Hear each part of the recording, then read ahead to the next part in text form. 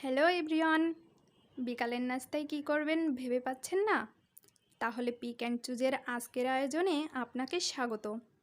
খুব সহজ একটি রেসিপি আমি আপনাদের সাথে শেয়ার করে নিব। রেসিপিটি হলো নুডলসের পকোড়া। তাহলে চলুন দর্শক, খুব সহজে কিভাবে আপনারা রেসিপিটি তৈরি করবেন দেখে নেওয়া যাক।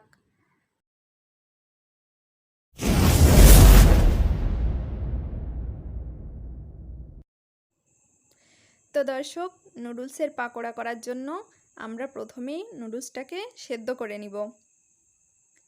আমি সেদ্ধ করতে দিয়ে ঢাকনা দিয়ে দিয়েছি। খুব অল্প পরিমাণ পানি ব্যবহার করতে হবে, যেন পানিটা পুরোটাই শুকিয়ে নেওয়া যায়। আর আমি মশলাটা এই পর্যায়ে দিয়ে দিচ্ছি, কারণ যাতে ভালো করে নুডলসের ভিতর মশলাটা ঢুকে যায়।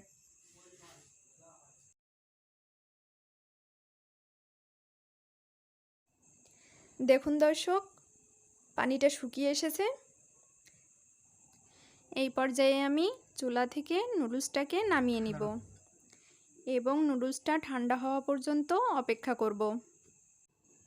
এখন আমাদের যে উপকরণগুলো লাগবে, পেঁয়াজ কুচি, লঙ্কা কুচি, একটা ডিম, 2 চামচ পরিমাণ আটা। আমি ডিমটাকে ভেঙে নিচ্ছি।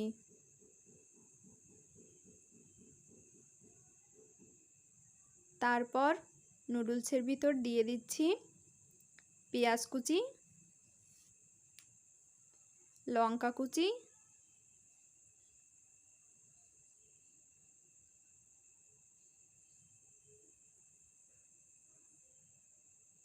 আর দিয়ে দিচ্ছি সামান্য গুঁড়া ঝাল, সামান্য লবণ।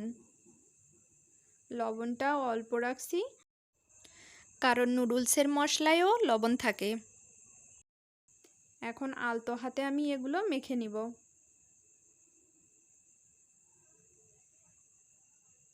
এবার ঠিক যতটুকু পরিমাণ আটা লাগবে ততটুকু পরিমাণ দিতে হবে।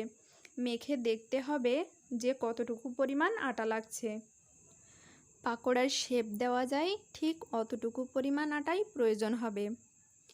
একটু নরম থাকবে, কিন্তু কোনো সমস্যা হবে না। এখন আমি কড়াইতে তেল নিয়ে নিয়েছি। এখন আমরা পাকোড়াগুলো একটা একটা করে ছেড়ে দিব।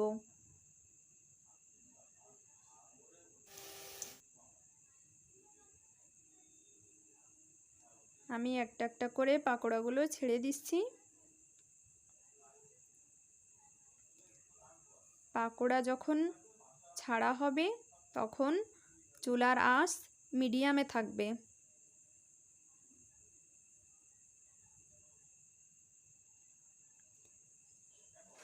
এবার পাকোড়াগুলো আমি উল্টে নিচ্ছি।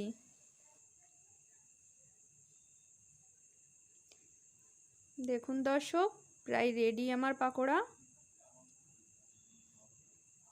এই পর্যায়ে আমি চুলা থেকে পাকোড়াগুলো একটি একটি করে নামিয়ে নিব। খুব অল্প সময়ে তৈরি হয়ে গেল নুডলসের পাকোড়া। যদি আপনাদের রেসিপিটি ভালো লাগে তাহলে কমেন্ট করে জানাবেন এবং লাইক ও সাবস্ক্রাইব করে আমার পাশে থাকবেন। ধন্যবাদ।